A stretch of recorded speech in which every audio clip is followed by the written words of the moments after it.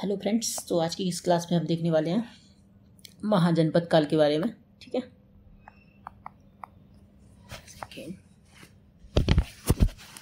महाजनपद काल। ठीक है, जैसा कि इससे पहले की 3 क्लासों में हम देख चुके हैं। तो सबसे पहले हमने स्टोन एज के बारे में देखा था, ठीक, और उसके बाद में हमने देखा था इंडस वैली सिविलाइजेशन के बारे में, और उसके बाद में हमने वैदिक एज को देखा, जिसको हमने 2 भागों में करके देखा था। एक था ऋग्वैदिक पीरियड और दूसरा था लेटर वैदिक पीरियड। ठीक है, और इसी श्रृंखला की हमारी 4थी क्लास है, और इस क्लास में आज हम देखने वाले हैं महाजनपद काल को। ठीक है, ये टॉपिक थोड़ा ज़्यादा क्लैरिटी के साथ दिमाग में इनकलकेट हो, तो इसलिए मैंने इस टॉपिक को एक्चुअली में यहाँ पे महाजनपद काल के दौरान ही हमें बुद्धिज़्म और जैनिज़्म का राइज भी देखने को मिलता है। तो इसलिए मैंने क्या किया है, बुद्धिज़्म और जैनिज़्म पे एक स्पेशल डेडिकेटेड क्लास रखी, क्योंकि वो अपने आप में एक हॉट टॉपिक है, जिसमें मतलब टर्मिनेटिंग ईयर के तौर पे हमें यूपीएससी में एक ना एक क्वेश्चन देखने को मिलता ही है पीटी में। ठीक है, तो इसलिए मैंने उसको थोड़ा सा ज़्यादा इंटेंस बनाने की कोशिश की है, तो जिसको हम अगली क्लास में देखेंगे, और फिर उसके बाद में मॉडर्न एज में प्रवेश कर जाएंगे। ठीक है, तो इस क्लास में हम महाजनपद काल को शुरू करने वाले हैं। तो इसमें हम देखेंगे क्या, तो बस वही जो मोटी मोटी अंडरस्टैंडिंग्स हैं, कुछ की टर्म्स होंगे, टर्म्स के बारे में देखना है हमें। ठीक है, इंपॉर्टेंट किंग्स की क्रोनोलॉजी, ठीक है, और दूसरी चीज़ कुछ डायनेस्टीज हैं उनके बारे में देखना है। ठीक है, ठीक, तो जल्दी से शुरू करते हैं, देखते हैं। तो महाजनपद काल, इसको 6th सेंचुरी बीसी का काल भी बोलते हैं, 6ठी शताब्दी ईसा पूर्व का काल। तो इससे पीछे थोड़ी सी मैं आपको स्टोरी बता दूं। एक्चुअली में 6ठी शताब्दी ईसा पूर्व का काल जो है, वो भारत ही नहीं दुनिया भर के देशों में मतलब इसको एक वैचारिक क्रांति का काल माना जाता है। क्यों? क्योंकि इसी टाइम पे हमारे यहाँ पे बुद्धिज्म जैनिज्म का उदय देखने को मिलता है। ठीक है, पश्चिम में हमें सुकरात जैसे विद्वानों का उदय देखने को मिलता है, वही चीन में हमें कन्फ्यूशियस जैसे विद्वानों का उदय देखने को मिलता है। ठीक, तो 6th सेंचुरी बीसी में तो हमें यहाँ पे 16 महाजनपदों की जानकारी मिलती है, तो इसलिए हम इसको महाजनपद काल कहते हैं। ठीक है, तो स्टोन एज के बाद इंडस वैली सिविलाइजेशन, और फिर वैदिक एज, और फिर उसके बाद है महाजनपद काल। तो इंडस वैली सिविलाइजेशन को हम फर्स्ट अर्बनाइजेशन कहते हैं, जबकि महाजनपद काल को सेकंड अर्बनाइजेशन की संज्ञा दी जाती है। ठीक है, तो ये महाजनपद काल के उदय होने के कारण क्या थे इंपॉर्टेंट, मतलब ये सेकंड अर्बनाइजेशन यहाँ पे क्यों घटित हुआ, तो इसके पीछे जो सबसे ज़्यादा इंपॉर्टेंट फैक्टर रहा वो है लोहे की खोज। तो लोहे की खोज से हमने क्या किया, मतलब ऐसे औजार बनाना संभव हो सका जिसकी मदद से हम जंगलों को साफ कर सकते थे। ठीक है, जंगलों को साफ कर सकते थे, जिससे क्या हुआ, जमीन के महत्व में वृद्धि हुई, और जमीन के महत्व में वृद्धि होने से राष्ट्रों के उदय की संभावना बनी, जिन्हें हम महाजनपद के रूप में देखते हैं। ठीक, और लोहे की मदद से ही एकदम मजबूत हथियार बनाए जा सकते थे, जिससे कि योद्धा वर्ग का उदय हुआ, और जिसने फिर से जमीन के महत्व को और ज़्यादा स्थापित किया, और जमीन को लेकर के युद्ध लड़े जाने लगे। ठीक है, और लोहे की मदद से ही हम हल्का जो फाल था उसको मजबूत किया जा सका, और जिससे जमीन को अधिक गहराई के साथ जोता जा सकता था, जिससे कि अधिक कृषि की उत्पादकता होती थी, और ज़्यादा जनसंख्या को हम सस्टेन करा सकते थे अधिक कृषि उत्पादों की मदद से। ठीक है, तो इससे कृषि का विस्तार हुआ। तो कुल मिलाकर अगर आपसे पूछा जाए कि एक वो कौन सा फैक्टर था जिसने सेकंड अर्बनाइजेशन को पुश दिया था, तो वो थी एक लोहे की खोज। ठीक है, तो इससे पहले कि ऋग्वैदिक काल में ये लोग सप्त सिंधु प्रदेश में रहते थे। फिर ये धीरे धीरे लेटर वैदिक पीरियड में हमने देखा था ये इंडो गंगा के मैदानों में बढ़े थे, क्योंकि उस समय तक लोहे की खोज हो चुकी थी, और 600 सालों के बाद यानी कि 6th सेंचुरी बीसी के आसपास आकर के यहाँ पे हमें राष्ट्र राज्यों का उदय देखने को मिलता है। ये लोहे की खोज का ही परिणाम था। तो ये किस तरीके से, जैसे कि अगर आपको याद हो तो आर्य कहाँ से आए थे, सेंट्रल एशिया से आए थे। किसने कहा था? मैक्स मूलर ने कहा था। ठीक है, तो फिर ये धीरे धीरे इधर की ओर बढ़ते हैं, तो ये सप्त सिंधु रीजन में स्थायी होते हैं। फिर उसके बाद में ये धीरे धीरे इंडो गंगा के मैदानों की ओर बढ़ते हैं, और फिर उसके बाद में यहाँ पे हमें 16 महाजनपदों का उदय देखने को मिलता है। ठीक, तो जानकारी की स्रोत क्या क्या है, तो आपको ये याद रखना है अंगुत्तर निकाय। ठीक है, तो अंगुत्तर निकाय एक बौद्ध ग्रंथ है, जिससे हमें जानकारी मिलती है 16 महाजनपदों के बारे में, और दूसरा एक भगवती सूत्र, ये जैन ग्रंथ है। ठीक, इससे भी हमें 16 महाजनपदों की जानकारी मिलती है। एक बात याद रखनी है, कहीं भी निकाय शब्द दिखे तो ये बौद्ध धर्म से संबंधित कोई ग्रंथ रहेगा। ठीक है, जैसे कि खुद्दक निकाय, हाँ खुद्दक निकाय, मध्यमा निकाय, हाँ इस तरीके के अगर निकाय शब्द मिले तो आप बौद्ध धर्म के साथ जा सकते हैं। इसी तरीके सूत्र या सुत्त या पुत्त, ठीक है, इस तरीके के शब्द मिले, यानी कि जो प्राकृत भाषा से संबंधित कोई शब्द मिले तो आप उसको जैन धर्म से रिलेट करेंगे। ये इसलिए बता रहा हूँ क्योंकि यूपीएससी में आए दिन ऐसे तरीके के प्रश्न देखने को मिलते हैं जहाँ पे वो की टर्म्स बेस्ड पूछते हैं। अब हम सारी बुक्स के नाम याद नहीं रख सकते, हमारी भी एक लिमिटेशन है, तो हमें इस तरीके से ही कुछ की टर्म्स के थ्रू, ठीक है, ये कोई ट्रिक नहीं है लेकिन हमें की टर्म्स के थ्रू थोड़ा सा आइडेंटिफाई तो कर ही सकते हैं, ठीक है, एलिमिनेशन पावर को बूस्ट करने के लिए, ठीक। तो निकाय शब्द आए तो बौद्ध धर्म से संबंधित याद रखना है, और सूत्र शब्द या सुत्त या पुत्त ऐसे कुछ प्राकृत शब्द, प्राकृत भाषा से संबंधित कुछ शब्द मिले प्राकृत भाषा से, तो ये सारे के सारे कहाँ जाएंगे, जैन ग्रंथ से संबंधित रहेंगे, ठीक है। इसके कुछ एक्सेप्शन होंगे तो वो हम आगे देख लेंगे, फिलहाल के लिए आप इसको यही याद रखना, ये थंब रूल है एक तरीके से, ठीक। तो यहाँ पे आप 16 महाजनपदों के बारे में देख सकते हैं। ये तो ये 6th सेंचुरी BC का काल है। यहाँ पे एक हमें मिलता है कंबोज, ठीक है, ओके। फिर एक मिलता है गांधार। तो नॉर्थ वेस्ट इंडिया में हमें 2 देखने को मिलते हैं, ठीक। फिर ये इस तरीके से आप 2 लाइन बनाइएगा, एक लाइन ये बनाइए। यहाँ पे आपको 6 महाजनपद देखने को मिलेंगे। तो पहला कौन सा है, कुरु, ठीक। फिर पांचाल, ठीक है। फिर कौशल, ठीक। फिर मल्ल, और फिर वज्जी, ठीक है, और फिर अंग। इस तरीके से आपको ये 6 याद रखने की लाइन में, ठीक है।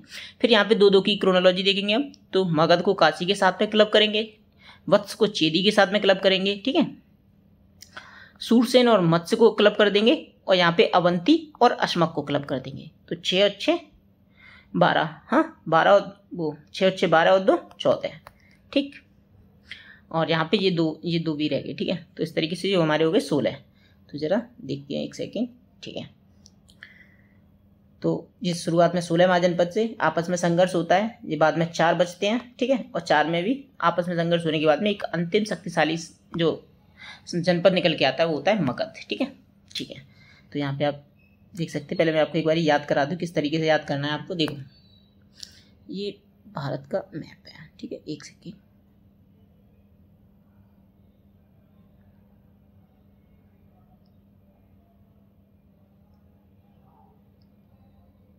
ठीक। अब यहाँ पे हमने 2 देखे थे, एक कंबोज देखा था ऊपर, कंबोज, और नीचे देखा था गांधार, ठीक है। फिर मैंने आपको बताया था आपको यहाँ पे 3 लाइन याद रखना है। तो यहाँ पे एक आपको रखना है कुरु, ठीक। फिर उसके बाद में पांचाल, फिर कौशल,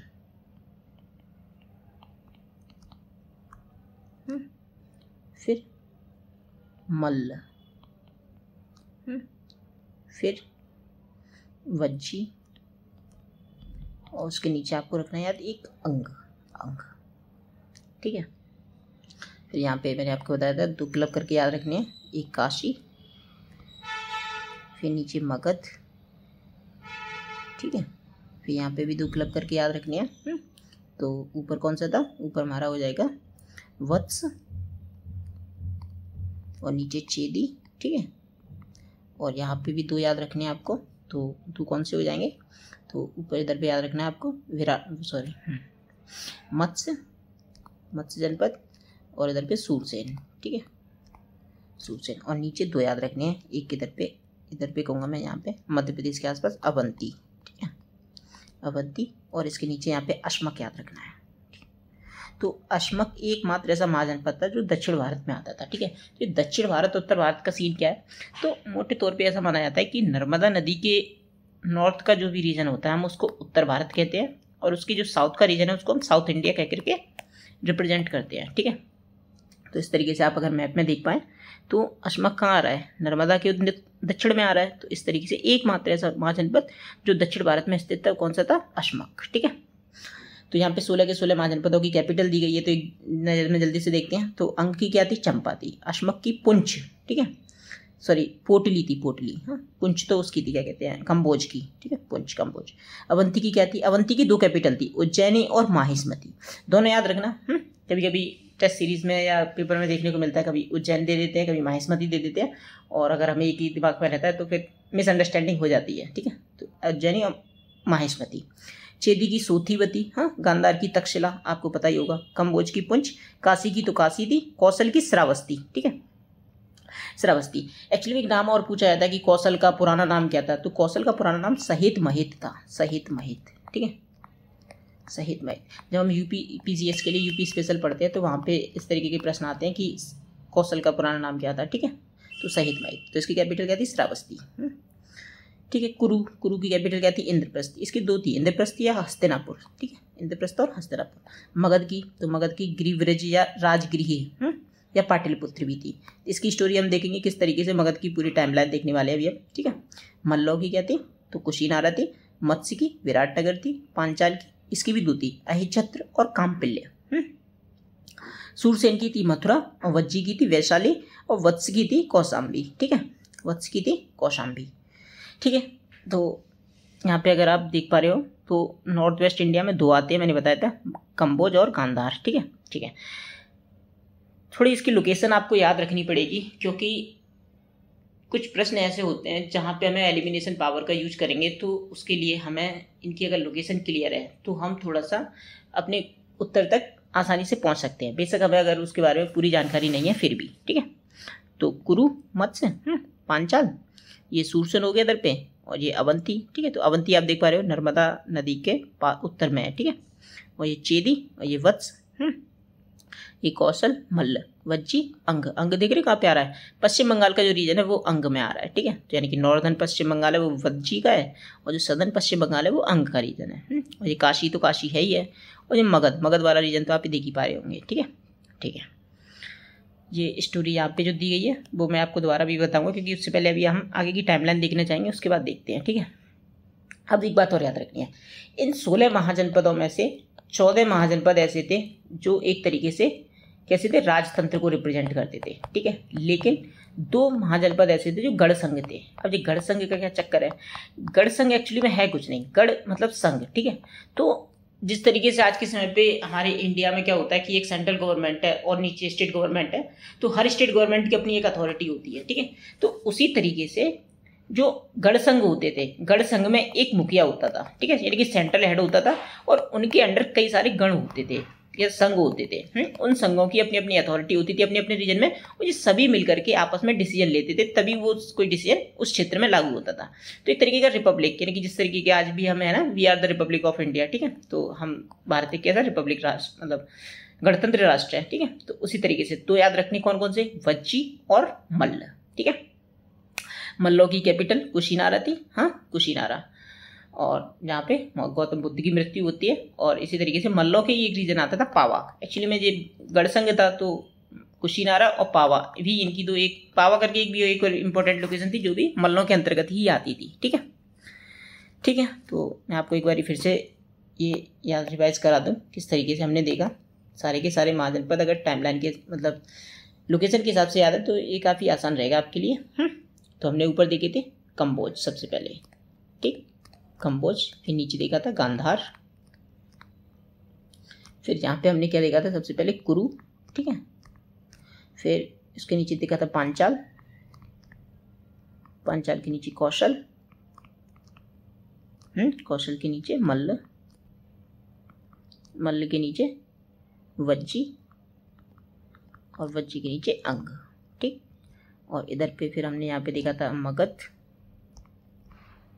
फिर उसके ऊपर देखा था काशी, और इधर पे देखा था वत्स, फिर नीचे चेदी, ठीक है, इधर पे देखा था अवंती, और नीचे देखा था अश्पक।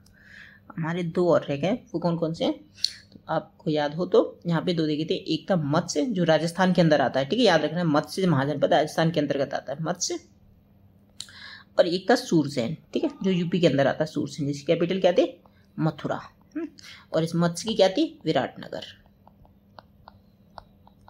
ठीक। अवंती की क्या थी, तो इसकी 2 कैपिटल थी, एक उज्जैन और एक माहिष्मती, माहिष्मती। पांचाल की भी 2 थी, कौन कौन सी थी पांचाल की, एक तो अहिच्छत्र थी, अहिच्छत्र, और एक थी कामपिल्य, ये भी यूपी के अंतर्गत आता था। कुरु की भी हमने देखी थी, एक इंद्रप्रस्थ, आज तो इंद्रप्रस्थ करके एक मेट्रो स्टेशन भी है, हाँ, जो कि यूपी के अंदर ही आता नोएडा में, ठीक है, इंद्रप्रस्थ, और एक और थी क्या कहते हैं, हस्तिनापुर, हस्तिनापुर, ठीक। कौशल की तो हमने देखी थी, श्रावस्ती थी, हाँ श्रावस्ती, जिसको सहित महित भी कहते थे, ठीक है। मल्लों की 2 देखी थी, एक तो कुशीनारा जहाँ पे गौतम बुद्ध की मृत्यु होती है, ठीक है, एक होती थी पावा जहाँ पे महावीर की मृत्यु होती है, ठीक है। वज्जी की क्या थी, तो वज्जी की कैपिटल थी वैशाली, वैशाली, और अंग की थी चंपा, ठीक है। और काशी की तो काशी थी, हाँ, और कंबोज की पुंछ थी, पुंछ, ठीक। गांधार की तक्षशिला, ठीक। अश्मक की पोटली, ठीक है। और ये वत्स की क्या थी, तो वत्स की हमारी थी कौशाम्बी, कौशाम्बी एक जिला भी है यूपी में वर्तमान में, ठीक है। और चेदी की थी सोतीवती, सोतीवती, ठीक है। और मगध की तो आप सबको पता ही है, राजगृह या पाटलिपुत्र, या पाटलिपुत्र। सूरसेन की तो मथुरा थी, देखा ही था हमने, ठीक है, ठीक है। तो इस तरीके से हमें सारी कैपिटल और महाजनपदों की एक तरीके से लिस्ट याद होगी। कुछ नहीं, बस सिंपल सा इस तरीके से याद रखना है, 2 ऊपर क्लब करना है, ठीक है। और बाकी इस लाइन में 6 लगाना है, ठीक। फिर इधर पे 2-2 के क्लब बना देना है, ठीक है, 2-2 कीजिए और 2-2 कीजिए, ठीक है। ये मत्स्य अलग रखना है और यह बनती है अश्मक को एक साथ में, ठीक है।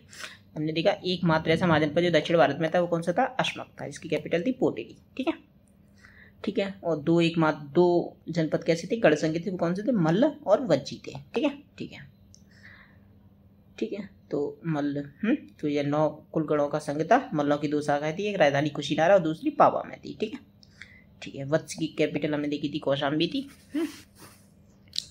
ठीक है। तो बढ़ते हम यहाँ से आगे। मेरे ख्याल से आपको ये 16 के 16 महाजनपद फिंगर टिप्स पे होंगे। 1-2 बारी आप प्रैक्टिस कीजिएगा अपनी तरफ से, मेरे ख्याल से कि आपको होंगे ही याद, ठीक है। इसी तरीके से करना पड़ेगा और यही मेरा इंटेंशन भी है कि इसी तरीके से हमें याद करना है, ठीक, लिख कर याद करना है, ठीक है। तो गढ़ संघों के बारे में देखा, तो वज्जी और मल्ल 2 गढ़ संघ थे, ठीक है। मल्लों की कैपिटल 2 थी, पावा और कुशीनारा, ठीक। और वज्जी की कैपिटल क्या थी, वैशाली थी। तो शासक का पद वंशानुगत नहीं होता था, जबकि जो राजतंत्र थे, हाँ, बाकी के 14 के 14 महाजनपद, उनमें राज्य शासक का पद एक तरीके से वंशानुगत होता था, यानी कि उसका पिता, पिता के बाद उसका बेटा, फिर उसके बाद उसका बेटा, इस तरीके से शासकों का क्रम चलता था आगे, ठीक है। तो डिसीजन कैसे लेते थे, वही सभी के सभी गण संघ आकर के बैठेंगे आपस में, खुली तंत्री समिति के माध्यम से शासन चलाते थे वो सब, ठीक है। तो इनके जो मिलने का स्थान होता था उसको क्या कहते थे, संस्था कर कहते थे। और एक ये सलाका करके की टर्म है, इसको याद रखना, सलाका। तो ये सलाका क्या होती थी, जैसे कि डिसीजन लेना है, ठीक है। तो आज के समय पे देखा होगा कि संसद के अंदर अगर यस कहना है तो थपथपाते हैं टेबल को, ठीक है, टेबल को थपथपाते हैं, हाँ। तो उसी तरीके से वहाँ पे वोटिंग स्टिक हुआ करती थी, सलाखा एक लकड़ी होती थी, जिससे कि दिखाया जाता था कि हाँ, अगर हम किसी डिसीजन के पक्ष में तो उसको उठाएंगे और नहीं है तो वो लकड़ी को छुएंगे नहीं, अपनी जगह पे ही रहने देंगे, ठीक है। तो इस सलाखा एक कीटर में आपको याद रखना है, सलाखा, ठीक है, ठीक है। तो आगे बढ़ते हैं, ठीक है। तो ये महाजनपदों की इतनी सी स्टोरी आपको याद रखनी है, ठीक है। तो अब इसके बाद में हम देखने वाले हैं मगध का उदय। इन 16 महाजनपदों में से मगध ही एक पात्र ऐसा महाजनपद निकल के आता है जो आगे पूरे भारत की राजनीतिक लेगेसी को लेकर के आगे चलता है और जिसमें कई सारे वंश हमें एक के बाद एक देखने को मिलते हैं। तो अभी इसमें हम केवल मौर्य वंश से पहले जितने भी वंश जिन्होंने मगध पे शासन किया था उन सब के बारे में हिस्ट्री देखने वाले हैं थोड़ी सी, ठीक है। तो देखते हैं। और मौर्यों के लिए मैंने बताया आपको कि इसके लिए हम एक अलग से डेडिकेटेड क्लास रखेंगे, क्योंकि वहाँ से मौर्य काल से ही अब हमें सेपरेटेड हिस्ट्री देखने को मिलेगी, जहाँ पे हम अपने तरीके से चीज़ों को स्ट्रक्चर कर सकते हैं, जैसे कि उनकी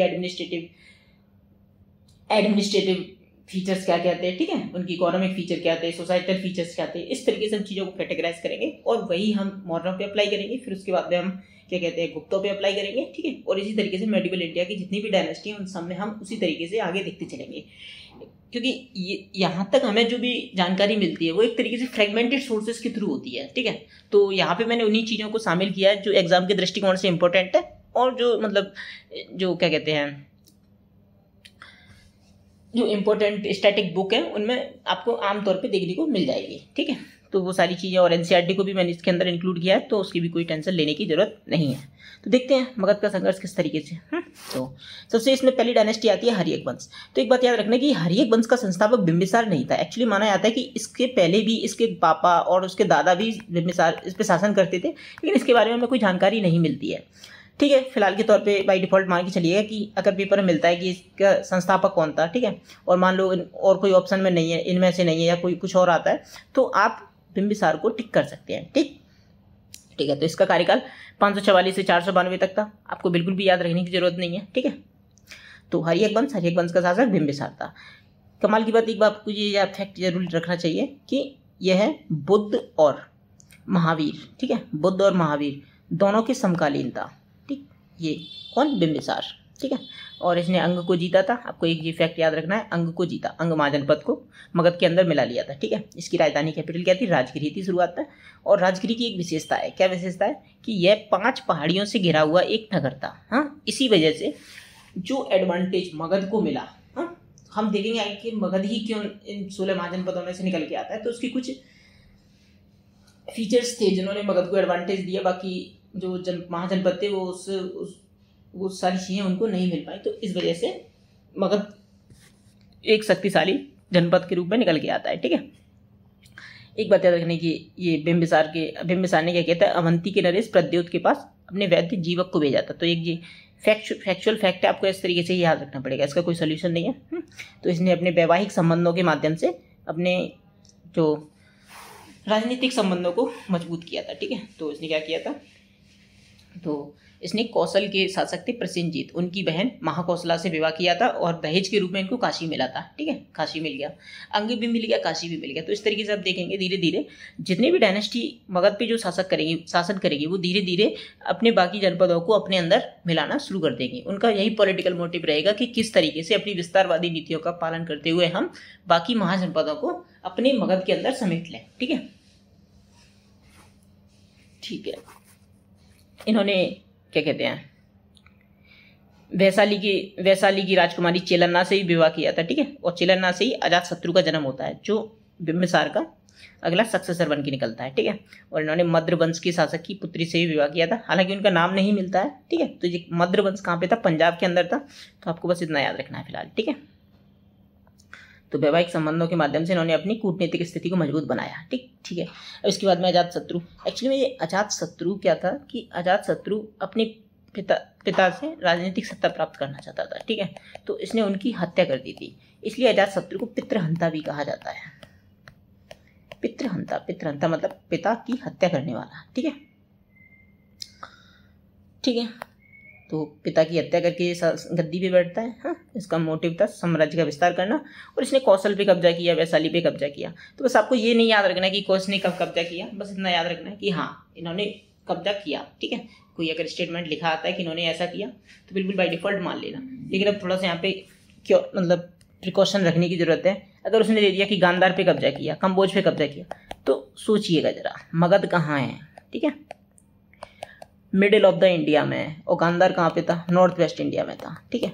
तो इतना लंबा डिस्टेंस भी पॉसिबल नहीं हो पाता था उस समय, तो ऐसे स्टेटमेंट्स को थोड़ा सा ध्यान से ऑब्जर्व करना है आपको, ठीक है, ठीक है। अजातशत्रु के कार्यकाल के दौरान ये बुद्ध की मृत्यु होती है, और इसके काल में प्रथम बौद्ध संगति का आयोजन कराया जाता है, ठीक है। ये बौद्ध संगतियों के बारे में जब हम बौद्ध धर्म के बारे में पढ़ेंगे तो वहाँ पे हम डिटेल में इसको देखेंगे। फिलहाल बस इतना याद रखिए कि इसके काल में प्रथम बौद्ध संगति का आयोजन होता है। तो कहाँ पे होगा? इनकी कैपिटल में होगा। इनकी कैपिटल क्या थी? राजगृह थी। क्या थी? राजगृह, ठीक है। इसने युद्ध में महाशिलाकंटक और रथ मूसल जैसे हथियारों का उपयोग किया था, ठीक है। महाशिलाकंटक तो पत्थरों को फेंकने वाला, और रथ मूसल एक तरीके से होता था कि जो, अगर आपने बाहुबली मूवी में देखा होगा तो देखेगा, आप इसको जरा गूगल कीजिएगा तो आपको देख के याद आएगा, ठीक है। मैंने यहाँ पे इमेज नहीं लगा पाई, ठीक है, ठीक है। इसके बाद में उदयन आता है, तो उदयन ने अपनी कैपिटल जो थी राजगृह से हटा करके पाटलिपुत्र बना दी थी, ठीक है। और पाटलिपुत्र की विशेषता ये थी कि ये गंगा और सोन नदी के संगम पे था, इस वजह से इसको एक अन्य एडवांटेज मिला कि किसी भी विदेशी आक्रमण से ये बच सकता था, ठीक है, ठीक है। और ये अंतिम शक्तिशाली शासक था मगध का, ठीक है। तो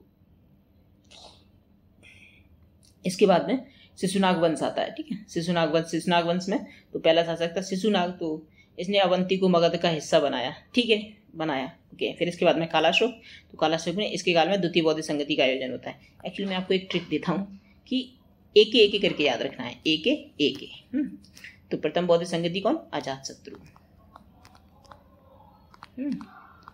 द्वितीय कौन? कालाशोक, ठीक है। और तीसरी कौन? अशोक, और चौथी कौन? कनिष्क। बस इस तरीके से, ठीक है। तो शिशुनाग वंश में बस इतना याद रखना है, क्रोनोलॉजी में ये आया था, बाकी यहाँ पे कुछ खास इंपॉर्टेंट है नहीं। काला अशोक के काल में द्वितीय बौद्ध संगति हुई थी, बस ठीक है। अगला नंद वंश आता है। तो नंद वंश पहला गैर क्षत्रिय वंश था जिसने शासन किया था, और इसमें 2 शासकों के नाम याद रखने, एक महापद्मनंद, ठीक है। तो महापद्मनंद ने एक राट की उपाधि ली थी और छत्रांतक की उपाधि ली थी। छत्रांतक का मतलब होता है क्षत्रियों का अंत करने वाला, ठीक है। एक्चुअली में नीच जाति से आते थे, निचली जाति से आते थे, जो उस समय मानी जाती थी, तो इस वजह से इनको समाज में मान्यता नहीं थी। लेकिन जब एक बार कोई राजनीति में आ जाता है तो फिर शक्ति के जरिए सबको अपने वशीभूत बना ही लेता है, ठीक है। तो वैसे ही यहाँ पे भी हमें देखने को मिलता है। इसने कौशल पे भी कब्जा किया था, हाँ, और नहरों सिंचाई निर्माण का कार्य भी कराया था, ठीक है। मतलब लेमन टर्म है, तो लेमन स्टेटमेंट है, याद रह जाएगा, ठीक। इसके बाद में धनानंद आता है। धनानंद के बारे में एक बात आपको याद रखनी है कि धनानंद एक बहुत ही अभिमानी और लालची शासक था, और इसी की करतूतों के चलते ही इसी की करतूतों ने ही मौर्य साम्राज्य की नींव रखी, ठीक है। इसने कौटिल्य को अपमानित किया था काफ़ी ज़्यादा, और कौटिल्य ने इससे बदला लेने के लिए चंद्रगुप्त मौर्य को खड़ा किया, और चंद्रगुप्त मौर्य ने इसको पलटा करके 321 BC के आसपास मौर्य वंश की नींव रखी, ठीक है। मौर्य वंश, ठीक है। तो एक बात और याद रखनी है, सिकंदर के आक्रमण के समय सिकंदर के आक्रमण के समय मगध का शासक कौन था? तो धनानंद था, और इसने मगध की ओर बढ़ने से रोका था, ठीक है। देखेंगे अभी सिकंदर के आक्रमण के बारे में, तो बस इतना सा आपको याद रखना है, हाँ। और यहाँ पे फिर उसके बाद मौर्य वंश की शुरुआत होती है 321 BC। तो अभी तक हमने क्या देख लिया? हमने सिर्फ देखा तो महाजनपद काल के बारे में देखा था, महाजनपद 16 महाजनपदों के बारे में पढ़ लिया, ठीक है। कौन कौन से महाजनपद थे, और 1-2 इंपॉर्टेंट फैक्ट भी देख लिए थे, कौन से गढ़ संघ थे, ठीक है, कौन से रिपब्लिक थे, उनके बारे में भी देख लिया। फिर उसके बाद में हमने मगध का राज देखा, ठीक है। मगध शक्तिशाली जनपद के रूप में निकल के आता है, और फिर मगध में हमने कई सारी डायनेस्टी को देखा। तो हमने पहली डायनेस्टी देखी थी हर्यक वंश, ठीक है। हर्यक वंश में हमने 3 शासकों को देखा। पहला था बिंबिसार, फिर दूसरा था हमारा अजातशत्रु, और तीसरा था उदयन, ठीक है, उदयन। और फिर उसके बाद में हमने शिशुनाग डायनेस्टी को देखा था। शिशुनाग वंश में हमने 2 लोगों को देखा था, पहला था खुद ही शिशुनाग, ठीक, और फिर उसके बाद में हमने देखा था कालाशोक को, जो उसका बेटा था कालाशोक, ठीक है।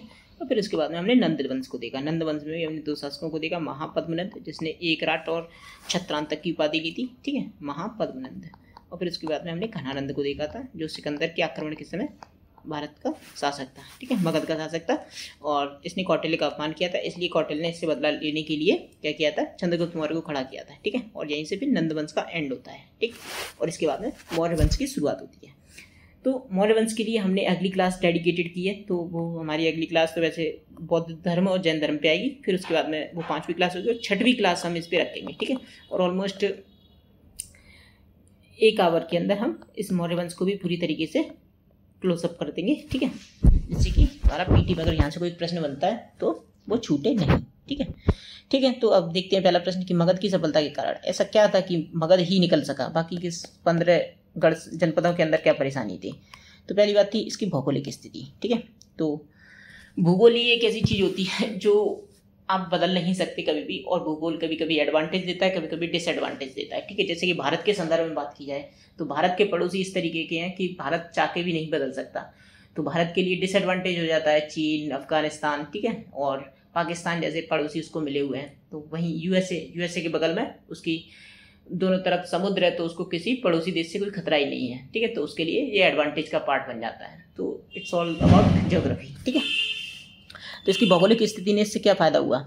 एक तो भौगोलिक स्थिति थी, तो इस वजह से जो गंगा नदी का मैदान था एकदम उपजाऊ मैदान था, तो यहाँ पे खाद्यान्न की पूर्ति आसानी से हो सकती थी। अगर तुम्हें बड़ी सेना रखनी है तो बड़ी सेना को सस्टेन कराने के लिए आपके पास पर्याप्त फूड सप्लाई होनी चाहिए, अदरवाइज आप सेना रख ही नहीं पाएंगे, ठीक है। ठीक है, राजगिरी मैंने बताया था, ठीक है, राजगिरी 5 पहाड़ियों से घिरा शहर था, और जो पाटलिपुत्र था वो जलदुर्ग था। हाँ, कौन सी नदी पे? सोन नदी और गंगा नदी के संगम पे था। तो इससे कि अगर कोई बाहरी आक्रमण करना भी चाहे तो उसको काफ़ी परेशानियों का सामना करना पड़ता था, ठीक है। जबकि ये किसी पे आक्रमण करते थे तो आसानी से आक्रमण कर सकते थे, ठीक है। लौह भंडारों की उपस्थिति से क्या हुआ? तो फिर से वही बात, लौह भंडारों की उपस्थिति ने खाद्यान्न आपूर्ति को सफल बनाया। कैसे? क्योंकि अगर लोहे की मदद से इन्होंने क्या किया, मजबूत हथियार औजार बनाए, ठीक है, जो खेती में काम आते थे, जिससे कि खेती को ज़्यादा गहराई के साथ जोता जा सकता था, जिससे कि उत्पादकता में वृद्धि देखने को मिलती थी, ठीक है। और हथियार भी बना सकते थे ये लोग, ठीक है। तो हथियार बनाने के कारण ये बड़ी सेना रख सके, ठीक है, और युद्ध कर सके, ठीक है। और यहाँ पे जंगल थे, तो जंगलों को साफ करने में भी औजारों की जरूरत पड़ी थी, ठीक है। और जंगलों के अंदर हाथियों की उपलब्धता थी, तो हाथियों की उपलब्धता भी एक मगध के लिए एक ऐसा एडवांटेज रही थी जिसने मगध को एक शक्तिशाली जनपद के रूप में निकलने में मदद की थी, ठीक है। तो हाथियों की उपलब्धता, और महत्वाकांक्षी शासक तो थे ही, महापद्मनंद, धनानंद, क्या कहते हैं, बिंबिसार, अजातशत्रु, ऐसे महत्वाकांक्षी शासक हमें यहाँ पे देखने मिलते हैं। और व्यापार में वृद्धि हुई थी, जिससे इन्हें कर मिलता था और पैसा आसानी से मिलता था, जिससे कि राज्य सस्टेन कर पाता था। किसी राज्य को सस्टेन करने के लिए दो ही चीज़ों की जरूरत पड़ती है, एक तो बस उसके पास आवश्यक खाद्यान्न पूर्ति होनी चाहिए, और दूसरा कर व्यवस्था होनी चाहिए। एकदम सस्टेन्ड स्ट्रक्चर्ड कर व्यवस्था हुई तो वह आसानी से सस्टेन कर पाएगा, ठीक है। भारत में गरीबी होने का एक कारण ये भी माना जाता है क्योंकि हमारे यहाँ पे हमारे यहाँ पे केवल 1% ऐसी आबादी है, ठीक है, जो लार्ज अमाउंट ऑफ टैक्स पे करती है, बाकी सब लोग तो काफ़ी लो अमाउंट ऑफ टैक्स पे करते हैं। तो इस वजह से भारत एक गरीब देश की श्रेणी में भी आता है, ठीक है। तो कर व्यवस्था होना काफ़ी जरूरी हो जाता है, ठीक है। तो ये हमने देख लिया मगध में कौन कौन से शासक आए, ठीक है, मगध में कौन कौन से वंश आए, और फिर मगध ही क्यों निकल के आया, ठीक है। अब देखते हैं उत्तर पश्चिम भारत की क्या सिचुएशन थी। तो उत्तर पश्चिम भारत में पहली बात तो याद रखना कि राजनीतिक एकता का अभाव था, ठीक है। तो जहाँ पे भी आपको फ्रेगमेंटेशन दिखाई देगा तो जाहिर सी बात है कि जो आउटसाइडर्स होंगे, जो इन्वेडर पावर्स होंगी, वो आपको एक्वायर करने की कोशिश करेंगे। जैसे कि आपने अगर वो लकड़ी वाली कहानी सुनी हो कि एक आदमी के 4 बेटे होते हैं, वो अलग अलग रहते हैं, ठीक है। तो वो उनको एक लकड़ी देता है, उनसे कहता है तोड़िए, तो वो सब अलग अलग तोड़ देते हैं, लेकिन चारों मिलके रहते हैं तो कोई नहीं तोड़ पाता है। तो उसी तरीके से स्टेट्स का भी मामला ऐसा होता है। अगर सभी स्टेट्स अपनी खिचड़ी अलग अलग पकाएंगे तो ऐसी स्थिति में कोई आउटसाइडर डेफिनेटली उनको अटैक करके इन्वेड कर ही देगा, ठीक है। लेकिन अभी जैसे कि हमें नॉर्थ वेस्ट इंडिया में देखने को मिलता है, और ये नॉर्थ वेस्ट इंडिया की स्टोरी केवल एंशिएंट हिस्ट्री में ही नहीं, अर्ली मेडिवल इंडिया, ठीक है, हमेशा काल में ही हमें ऐसा दिखाई देता रहा है यहाँ पे, ठीक है। आने वाले समय में हम देखेंगे कि राजनीतिक एकता के अभाव ने ही भारत में विदेशी आक्रांताओं के मार्ग प्रशस्त किया था, ठीक है। जैसे कि जो पहली बार क्या कहते हैं, जो अरबों का आक्रमण हुआ था, वो भी इसी वजह से हुआ था क्योंकि उत्तर पश्चिम भारत में राजनीतिक एकता नहीं थी, ठीक है। तो यहाँ पे फारसी आक्रमण होते हैं, तो फारसी आक्रमण में आपको ये पहला याद रखना कि सबसे पहला आक्रमण होता है किसका, साइरस का, फिर उसके बाद में किसका होता है, डेरियस का, ठीक है। तो पहले साइरस फिर डेरियस, तो एच डी करके याद रखना, ठीक। प्रभाव क्या हुआ इससे, तो सीधी सी बात है, जब विदेशी आक्रांत आएंगे तो अपने साथ में अपना कल्चर लेके तो जरूर लाएंगे। तो इनको खरोष्टी लिपि का परिचय होता है नॉर्थ वेस्ट इंडिया में, और वास्तुकला आती है, जैसा कि हमें अशोक के स्तंभों में देखने को मिलता है। अगर आप अशोक का स्तंभ देखेंगे तो उसके अंदर एक इन्वर्टेड लोटस टाइप का एक स्ट्रक्चर मिलता है, इसको हम वेल स्ट्रक्चर भी बोलते हैं, ठीक है। तो ये एक तरीके से पर्शियन स्टाइल ऑफ आर्किटेक्चर ही है, ठीक है। और जो खरोष्टी लिपि, अरामाइक, ठीक है, ये सारी की सारी ये फारसी लिपि का ही वो मतलब देन है, ठीक है। तो साइरस और डेरियस, ठीक है। अब इसमें सीधे आते हैं हम सिकंदर के आक्रमण पे। तो आपको ये 3 की क्रोनोलॉजी याद रखनी है, साइरस, डेरियस और सिकंदर, ठीक। तो सिकंदर का आक्रमण कब होता है, तो 327 BC के आसपास इसका आक्रमण होता है, ठीक। ये सिकंदर के बारे में थोड़ी 1-2 पॉइंट देखते हैं। पहली बात तो ये मैसिडोनिया का रहने वाला था, और इसके गुरु का नाम क्या था, तो अरस्तु था, अरस्तु का शिष्य था ये। और आक्रमण के समय उत्तर पश्चिम भारत छोटे छोटे राज्यों में विखंडित बटा हुआ था, जिससे कि वो आसानी से आ सका। तो ये किस पास से होकर आया था, ये पॉइंट पूछा जाता है, तो आपको याद रखना है खैबर तर्रे से होकर के भारत में आ जाता है, ठीक है। तो तक्षशिला का राजा आम्बी समर्पण करने वाला पहला शासक था। तो तक्षशिला का शासक कौन था उस समय, राजा आम्बी, ठीक है।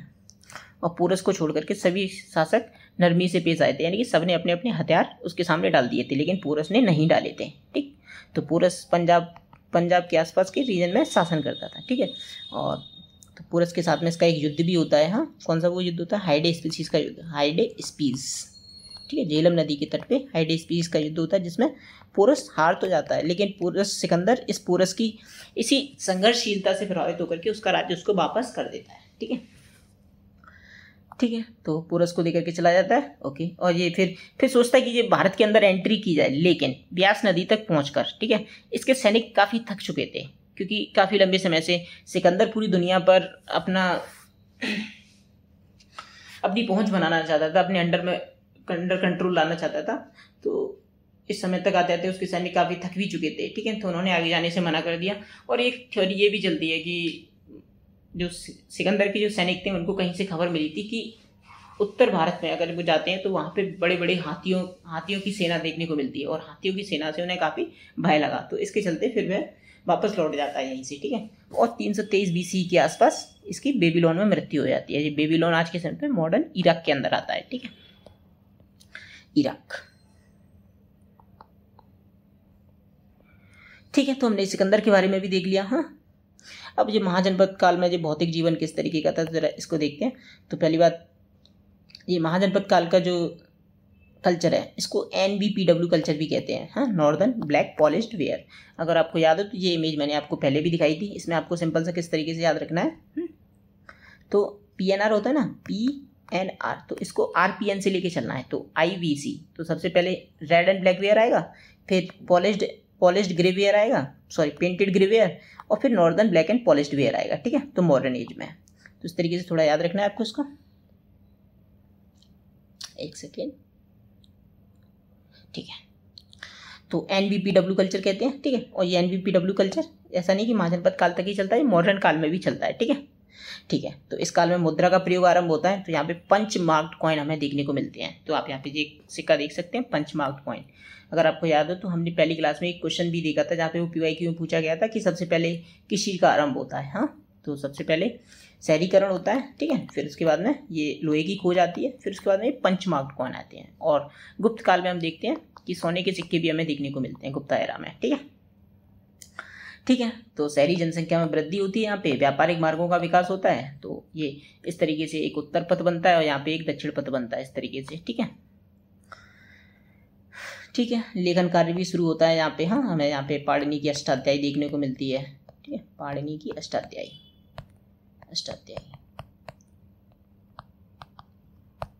ठीक है। और जिस सभा और समिति जैसी जो राजनीतिक संस्थाएं थी उत्तर वैदिक काल में, हाँ, वो उनका महत्व तो पहले ही कम हो चुका था, लेकिन यहाँ पे आखिर वो पूरी तरीके से अंत हो जाती हैं और एक स्पष्ट राष्ट्र राज्यों का उदय होता है।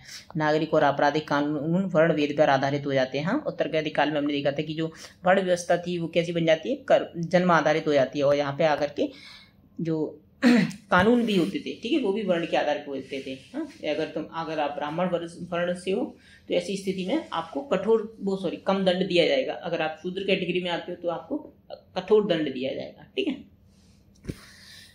और रेट्रीब्यूटिव जस्टिस की अवधारणा यहाँ पे चलती थी, यानी कि आंख के बदले आंख, कान के बदले कान, यानी कि बदला मेन मोटिव होता था किसी भी न्याय का, ठीक है। इसको प्रतिकार मूलक न्याय भी बोलते हैं।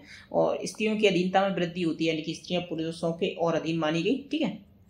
तो ये इसकी कुछ विशेषताएं तो आपको मतलब नॉर्मल है, कोई बड़ी बात नहीं है, इसको याद रखना है, बस एक दो बारी आपको पढ़ना है तो आसानी से याद भी हो जाएगी। अब ये मैंने सफ़ेद शब्दों वाइट पेन से मैंने यहाँ पे कुछ लिख रखा है। तो ये की टर्म्स हैं, ठीक है। तो जो हमें याद रखनी कि महाजनपद काल से संबंधित कुछ की टर्म्स है। पहली बात, सेठी किसे कहते थे, तो व्यापारी को कहते थे। वन लाइनर है बस, और इससे ज़्यादा कुछ नहीं याद रखना आपको, ठीक है। सेठी व्यापारी को कहते थे। वेस्सास, तो वेस्सास व्यापारिक सड़कों को कहा जाता था, वेस्सास, ठीक है। ताम्रलिप्ति क्या था, तो ताम्रलिप्ति एक बंदरगाह नगर था। अभी हम इस तरीके की क्लासेस में जो भी इस समय कुछ आ रहा है वो हम सीधा एक बार देखते चल रहे हैं, ठीक है। उसके बाद जब ये हमारा कुछ हो जाएगा तो मैं रिवीजन के पर्सपेक्टिव से क्या करूँगा कि की टर्म्स पे एक क्लास रखेंगे, ठीक है। इंपॉर्टेंट बुक लिस्ट पे एक क्लास रख लेंगे, ठीक है। और जो लोकेशन है इंपॉर्टेंट उस पर एक क्लास रख लेंगे। तो इस तरीके से हमारा रिवीजन भी हो जाएगा और चीज़ों को हम सेग्रीगेट भी कर सकेंगे आसानी से, ठीक है। तो अभी आप इस पर थोड़ा ध्यान दीजिए। हाँ, बाकी रिवीजन के पर्सपेक्टिव से मैं अभी आगे काम करेंगे, ठीक है। इस चीज़ पर हम मिलके करेंगे तो डेफिनेटली हो जाएगा, डोंट वरी। तो ताम्रलिप्ति क्या था, एक बंदरगाह नगर था, ठीक है, बंदरगाह नगर। ये दास कम्माकार, तो दास कम्माकार क्या होते थे, तो कृषक श्रमिक, ठीक है। कृषक तो हैं लेकिन वो श्रमिक की तरीके से काम कर रहे हैं, यानी कि उनकी अपनी जमीन नहीं है, ठीक। गहपति किसे कहते थे, तो गहपति समृद्ध किसान को कहते थे। कर कितना लगता था, उत्पाद का 1/6 भाग, 6वां भाग लगता था। ब्रह्मदेयस, तो ब्रह्मदेयस क्या होता था, ब्राह्मणों को दान में दी गई भूमि। अच्छा, ध्यान देने वाली बात यह है कि ये केवल ब्राह्मण को भूमि दान में दी जाती थी, उस पर ब्राह्मणों को केवल कर लेने का अधिकार होता था, ठीक है। प्रशासनिक अधिकार अभी भी राजा के ही हाथों में था। बलि साधक तो हमने देखा था उत्तर वैदिक काल में जो बलि कर था, हाँ, वो कैसा बन जाता है, अनिवार्य बन जाता है। तो बलि साधक किसे कहते हैं, तो बलि यानी कर एकत्र करने वाला अधिकारी, ठीक है। ये वत्साकार कौन होता था, तो वत्साकार एक महत्वपूर्ण मंत्री था, वत्साकार, ठीक है। वैसास क्या था, वैसास व्यापारिक सड़क है, ठीक है। ये किष्किंधा, तो ये कुछ लोकेशंस हैं, तो ध्यान रखना। किष्किंधा जैसे कि आपने रामायण में सुना होगा किष्किंधा, तो ये किस वर्तमान में किस राज्य में आता है, तो कर्नाटक के अंदर आता है। द्वारका, हाँ, द्वारका कहाँ पे आता है, गुजरात के अंदर आता है। प्रभास, पाटन, एक्चुअली में तो अलग अलग लोकेशन है, प्रभास और पाटन, ये दोनों की दोनों गुजरात के अंदर आती हैं। ध्यान दीजिए कि जब हमने स्टोन एज के बारे में पढ़ रहे तो मैंने आपको एक साइट बताई थी पटने, ये पटने कहाँ पे आती है, महाराष्ट्र के अंदर आती है, ठीक है, महाराष्ट्र, जबकि पाटन गुजरात के अंदर आता है, ठीक। एक जो भोजकट है, भोजकट, ठीक है, भोजकट कहाँ पे, महाराष्ट्र के अंदर आती है भोजकट। काम्पिल्ले और अहिचत्र हमने देखा था कहाँ पे, यूपी के अंदर आती है। काम्पिल्ले और अहिचत्र किसकी कैपिटल थी, बताइए जल्दी से, किस महाजनपद की कैपिटल थी, तो किसकी थी, क्या कहते हैं, पांचाल की थी, ठीक है, पांचाल, ठीक है। कम्मेका, कम्मेका तो कस्टम ऑफिसर को कम्मेका कहते थे, कस्टम ऑफिसर जो सीमा शुल्क लगाता है ना, जो मान लो कि अगर एक क्षेत्र से दूसरे क्षेत्र में आप एंट्री कर रहे हो तो बॉर्डर पे जो ऑफिसर होता है तो उसको कस्टम कम्मेका कहते थे। निष्क और सतमान कहते तो कॉइन थे, निष्क सोने का सिक्का था, सतमान चांदी का सिक्का था। और अरामिका विलेज, अरामिका विलेज कैसे होते थे, जो गाँव सीमावर्ती जो गाँव होते थे उन्हें अरामिका विलेज कहते थे, ठीक है, अरामिका विलेज, ठीक है। यहाँ पे जो मेरे को जो इंपॉर्टेंट शब्द मिले थे वो मैंने यहाँ पे इंक्लूड कर दिए, बाकी शब्दों की कोई कमी नहीं है, हाँ, अलग अलग बुक्स में देखने पे मिल ही जाते हैं, तो उनको भी मैं इंक्लूड करने की कोशिश करूँगा जो काफ़ी इंपॉर्टेंट है, हाँ। और किस तरीके से हमें इन शब्दों से अगर कोई संबंधित प्रश्न आता है तो किस तरीके से टैकल करना है उसकी भी मैं आपको टैकल करने की टेक्निक बताऊँगा, लेकिन वो आगे वाली क्लासेस में होगी जब हमारे पास प्रश्न होंगे और उस तरीके के कुछ शब्द होंगे, उनसे हम सीखेंगे किस तरीके से डील करना है ऐसे प्रश्नों को, ठीक है। ध्यान रखिए कि यूपीएससी के अंदर आप सब कुछ पढ़ के नहीं जा सकते, कुछ स्मार्ट टेक्निक्स आपको अपनानी ही पड़ेगी, तभी आप पीटी क्लियर कर पाएंगे, otherwise you are bound to fail, because आप सब कुछ नहीं पढ़ सकते ना, आपको सब कुछ याद रहने वाला है। तो आखिर ये लोग पीटी बार बार कैसे क्लियर कर लेते हैं, तो उसकी एक स्ट्रेटजी होती है, तो देखेंगे हम उसको भी आगे किस तरीके से। तो अभी जो हमने पढ़ा है उससे संबंधित जरा प्रश्नों को देख लेते हैं और इससे संबंधित एक दो पीवाईक्यू लगाए मैंने, ठीक है, लास्ट में, तो उनको भी देख लेंगे एक बार जल्दी से, ठीक है। तो महाजनपद काल से संबंधित बहुविकल्पी प्रश्न, ठीक है, देखते हैं, तो जल्दी से देख लेते हैं। तो महाजनपद काल में भारतीय इतिहास में कौन से शहरीकरण की संज्ञा दी गई है, तो द्वितीय शहरीकरण। तो प्रथम शहरीकरण की संज्ञा कैसे दी गई है, तो इंडस वैली सिविलाइजेशन को दी गई है, ठीक है, इंडस वैली सिविलाइजेशन। तो द्वितीय शहरीकरण का उदय किसके प्रयोग के साथ कारण संभव हुआ, तो मैंने बताया था लोहा, लोहे की खोज ही वह एक इंपॉर्टेंट फैक्टर था जिसने द्वितीय शहरीकरण को संभव बनाया, ठीक है। और लोहे की खोज कहाँ पे हुई थी, तो 1000 BCE में कहाँ पे हुई थी, उत्तर प्रदेश के एटा जिले के अतरंजी खेड़ा नामक स्थान पे, याद रखिए, एटा जिले के अतरंजी खेड़ा नामक स्थान पे। और ये 1000 BC में खोज ही, हाँ, ऋग्वैदिक काल और उत्तर वैदिक काल के बीच में जो हम डिफरेंशिएशन क्रिएट करते हैं ना, इसका एक मेन रीजन है, ठीक है। एक सेकेंड, लोहे के प्रयोग से महाजनपद काल में क्या क्या संभव हुआ, हाँ, तो क्या क्या संभव हुआ, जंगलों की सफाई, यस, नए हथियार, यस, कृषि का विस्तार, यस, तो बिल्कुल तीनों बातें सही है, ठीक है। किस बौद्ध ग्रंथ में, ध्यान देना, बौद्ध ग्रंथ की बात कर रहा है, 16 महाजनपदों की जानकारी मिलती है। तो मैंने क्या बताया था आपको, निकाय शब्द मिले, तो निकाय देख रहे हैं सारे के सारे बौद्ध धर्म से संबंधित है, लेकिन किस में जनपदों की जानकारी मिलती है, तो अंगुत्तर निकाय में, ठीक है। किस जैन ग्रंथ में महाजनपदों की जानकारी मिलती है, तो जैन ग्रंथ पूछ रहा है, तो किसमें मिलती है, भगवती सूत्र में, ठीक। महाजनपद काल का उदय किस काल के बाद हुआ था, तो हमने देखा था सबसे पहले क्या आया था, स्टोन एज, स्टोन एज के बाद Indus valley civilisation, Indus valley civilisation के बाद वैदिक एज, और वैदिक एज के बाद में क्या देखा था हमने, आज देख रहे हैं महाजनपद काल, ठीक है। तो वैदिक काल के बाद मगध के पूर्व में कौन सा महाजनपद स्थित था, तो याद करो, ये यहाँ पे मगध था, ठीक है। तो मगध के पूर्व में कौन सा था, नीचे अंग था, अंग, हाँ, अंग, और वत्स यहाँ पे था, वत्स इधर पे था, और काशी इसके ऊपर था, ठीक है, कौशल भी इसके ऊपर था, तो यहाँ पे अंग हो जाएगा इसका उत्तर। अवंती महाजनपद की राजधानी क्या थी, तो दो कैपिटल थी इसकी, माहिष्मती और उज्जैनी, ठीक है, तो ए और बी दोनों हो जाएगा। दक्षिण भारत में स्थित एकमात्र महाजनपद कौन सा था, तो अश्मक था, इसकी कैपिटल क्या थी, पोटली, पोटली, ठीक है। और कुरु महाजनपद की राजधानी क्या थी, तो कुरु की दो थी, इंद्रप्रस्थ और हस्तिनापुर, ठीक है, ए और बी दोनों हो जाएगा। 16 महाजनपदों के बीच संघर्ष के बाद अंततः कौन सा महाजनपद सबसे शक्तिशाली बन के उभरा था, तो कौन सा था, मगध उभरा था, ठीक है। इसके कारण क्या कहते, तो पहला तो क्या कहता है, तो पहला तो लोहे के भंडार थे, ठीक है, हाथियों की उपलब्धता थी, हाँ, और कृषि का विस्तार था, ठीक, ये सारे कुछ कारण थे। और क्या कहते हैं, इसकी भौगोलिक स्थिति, हाँ, जैसे कि इनकी जो कैपिटल थी पाटलिपुत्र, हाँ, सोन और गंगा नदियों के संगम पे थी। ठीक है, निम्नलिखित में से कौन से गढ़ संघ थे? तो दो थे, बज्जी और मल्ल। बज्जियों की कैपिटल थी, क्या थी बज्जियों की कैपिटल? वैशाली, और मल्लों की पावा और कुशीनारा। ठीक है, गढ़ संघों की शासन व्यवस्था की मुख्य विशेषता क्या थी? तो पद, शासक का पद वंशानुगत था, तो जी नहीं। शासक का पद वंशानुगत नहीं था, तो बिल्कुल यही वाली बात सही है। ठीक है, शासक का पद वंशानुगत नहीं था। गढ़ संघों में शासन किसके माध्यम से होता था? तो कुलीन तंत्री समिति के माध्यम से होता था। ठीक है, गढ़ संघों में सभा स्थल को क्या कहते थे? तो क्या कहते थे? संस्थागर कहते थे। मगध में राजनीतिक संघर्ष का प्रारंभ किस वंश से माना जाता है? तो हर्यक वंश से माना जाता है। ठीक है, बिंबिसार किसके समकालीन थे? तो मैंने बताया था बिंबिसार बुद्ध और महावीर दोनों के समकालीन थे। ठीक है, ए और बी दोनों हो जाएगा।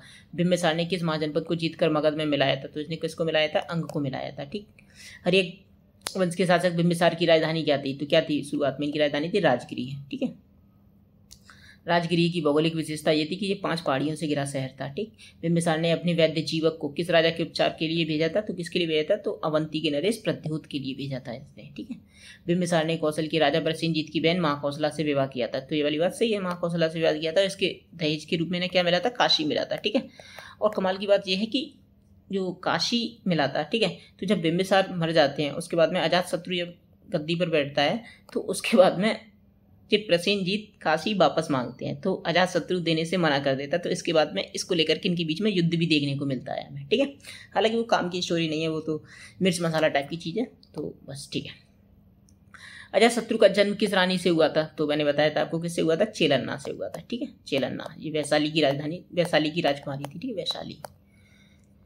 ठीक है, बिंबिसार एक वैवाहिक संबंध मध्य पंजाब से भी था, तो बिल्कुल सही बात है, बिल्कुल था। ठीक है, और अजातशत्रु ने सिंहासन कैसे प्राप्त किया? तो पिता की हत्या करके, इसलिए इनको पितृहंता कहते हैं। हाँ, महाशिला, कंटक, रथ, मूसल नामक युद्ध यंत्रों का प्रयोग किस शासक ने किया था? किसने किया था? अजातशत्रु ने किया था। बुद्ध की मृत्यु के बाद प्रथम बौद्ध संगति का आयोजन किस शासक ने करवाया था? तो अजातशत्रु ने कराया था। ठीक है, किस शासक ने पाटलिपुत्र को अपनी राजधानी बनाया था? तो उदयन ने बनाया था। ठीक है, उदयन। और हर्यक वंश का अंतिम शक्तिशाली शासक कौन था? तो यही था, उदयन ही था। हर्यक वंश के बाद मगध पर किस वंश ने शासन किया था? तो किसने किया था? हर्यक वंश के बाद शिशुनाग ने किया था। ठीक, शिशुनाग वंश ने। द्वितीय बौद्ध संगति का आयोजन किसने कराया था? कालाशोक के शासन काल में कराया गया था। मगध पर शासन करने वाला प्रथम गैर क्षत्रिय वंश कौन सा था? तो नंद वंश था। ठीक है, एक राट छत्रांतक की उपाधि किस शासक ने धारण की थी? तो महापद्मनंद ने की थी। ठीक है, नहरों के निर्माण और सिंचाई कार्यों के श्रेय किस नंद शासक को दिया जाता है? तो महापद्मनंद को ही जाता है। सिकंदर के आक्रमण के समय मगध का शासक कौन था? तो धनानंद था। ठीक, धनानंद। नंद वंश के बाद मगध पर किस वंश की स्थापना हुई? तो नंद के बाद कौन आया था? मौर्य वंश आया था। ठीक, और मगध की सफलता निम्नलिखित में से कौन सा कारण थी? लौह भंडार की उपस्थिति, हाथियों की उपलब्धता, महत्वाकांक्षी शासक। तो बिल्कुल ये सभी ही कारण थे। ठीक, मगध की राजधानी को जलदुर्ग के समान माना गया है। तो कौन सी थी? किस राजधानी को? पाटलिपुत्र को।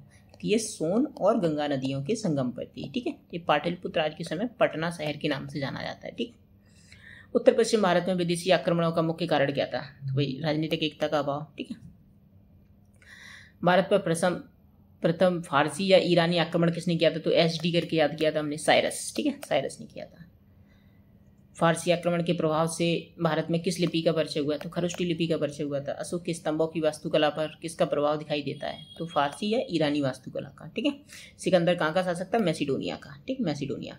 मैसिडोनिया आज के समय पे यूरोप का एक देश है। ठीक है, मैसिडोनिया। और कमाल की बात यह है कि जो मदर टेरेसा थी वो भी मैसिडोनिया से ही थी, मदर टेरेसा। ठीक, सिकंदर किसका शिष्य था? तो सिकंदर किसका शिष्य था? तो अरस्तु का शिष्य था।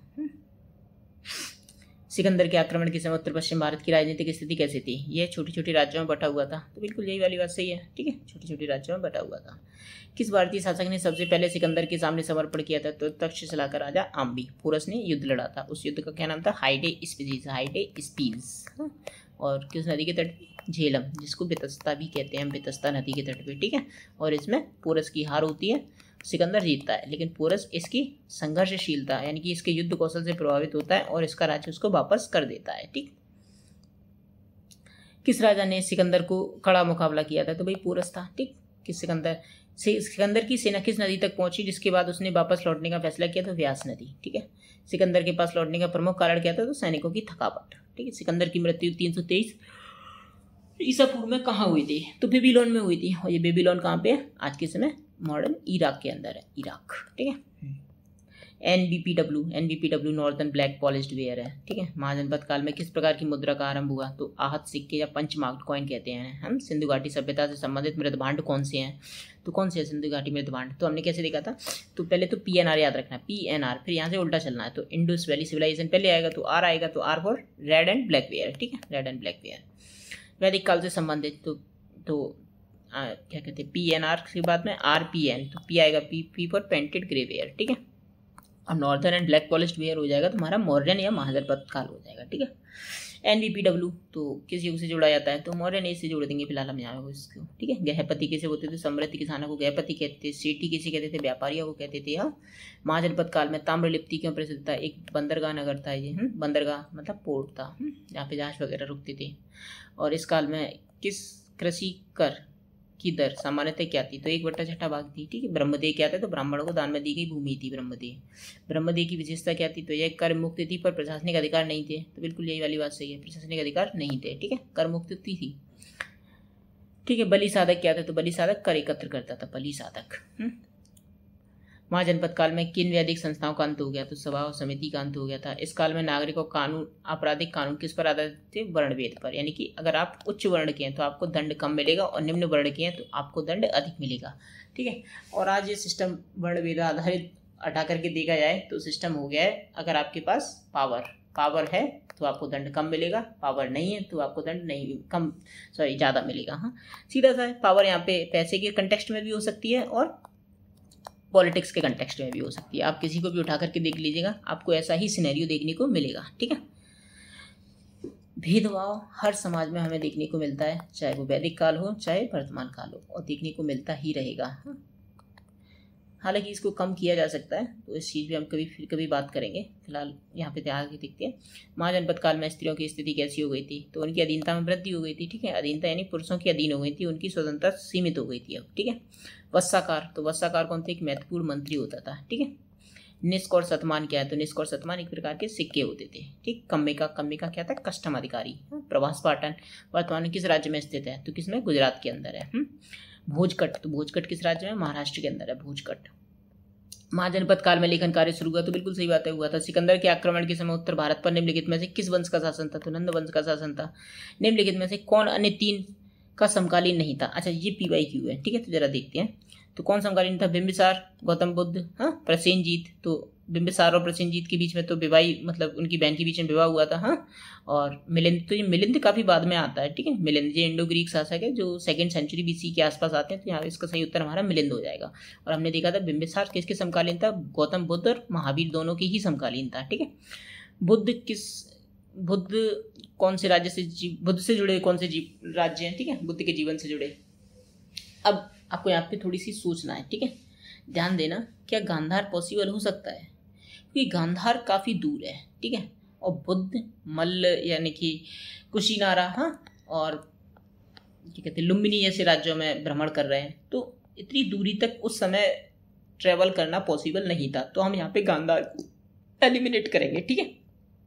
और जैसे हमने गांधार को यहाँ पे एलिमिनेट किया तो हमारे पास 2 ऑप्शन बचते हैं, तो अवंती, कौशल और मगध, ठीक है। अब इसका यहाँ पे सही उत्तर 3, 4, 1, 3, 4 इन दोनों में से कोई एक हो सकता है, लेकिन ये दोनों ही उत्तर देखने को मिलते हैं। एक्चुअली में ये उस टाइम का प्रश्न है जब UPSC आंसर की नहीं निकालती थी, ठीक है। ये आंसर की आना अभी कुछ 2012-13 के आसपास शुरू हुआ है। तो माना जाता है कि बुद्ध डायरेक्टली अवंती कभी नहीं गए, उन्होंने अपने शिष्यों को भेजा था। अगर इस कंटेक्स्ट में देखा जाए तो इसका उत्तर 3 और 4 होगा। लेकिन अगर देखा जाए कि हाँ, अगर बुद्ध ने भेजा था, तो इस कंटेक्स्ट में भी अगर देखा जाए तो इसका सही उत्तर ये भी हो सकता है। तो हम यहाँ पे अभी इसको 3 और 4 मानेंगे, क्योंकि बुद्ध प्रत्यक्ष रूप से अवंती कभी नहीं गए थे, ठीक है। ठीक है, तो ये कुछ प्रश्न थे, हमने जो पढ़ा वो हमने याद कर लिया। आप इस क्लास को 1-2 बारी देखिए, मुझे उम्मीद है बिल्कुल याद हो जाएगा, और आगे क्लासों में हम इस तरीके से ही करते चलेंगे, बिल्कुल एकदम शॉर्ट एंड क्रिप्स, बिल्कुल एग्जाम ओरिएंटेड, ठीक है। यहाँ पे मैं आपसे 2-3 प्रश्न और पूछ लेता हूँ जो राजधानियों से संबंधित है, ठीक है। किस महाजनपद की क्या राजधानी थी, क्योंकि उससे संबंधित अगर आपने देखे हो तो प्रश्न है नहीं इसके अंदर, ठीक है। तो मेरे को एक बताइए जल्दी से, विराटनगर किसकी थी? विराटनगर किस महाजनपद की कैपिटल थी? तो मत्स्य की थी, मत्स्य, हाँ, ठीक है। और इसी तरीके से आप बताइए अहिच्छत्र किसकी थी? तो अहिच्छत्र किसकी थी? पांचाल की थी, ठीक है, पांचाल। और आप बताइए मथुरा किसकी थी? मथुरा किसकी थी? तो मथुरा थी सूरसेन की, ठीक है, सूरसेन। तो इसी तरीके से आप बताइए कंबोज की कैपिटल क्या थी? कंबोज, तो कंबोज की कैपिटल क्या थी? पुंछ, पुंछ, ठीक है, ओके। और अभी आप बताइए पोटली किसकी थी? तो पोटली किसकी थी? अश्मक की, अश्मक, ठीक, okay. Now next one is अंग की बताइए। अंग की कैपिटल क्या थी? तो अंग की क्या थी? चंपा, ठीक है, ओके।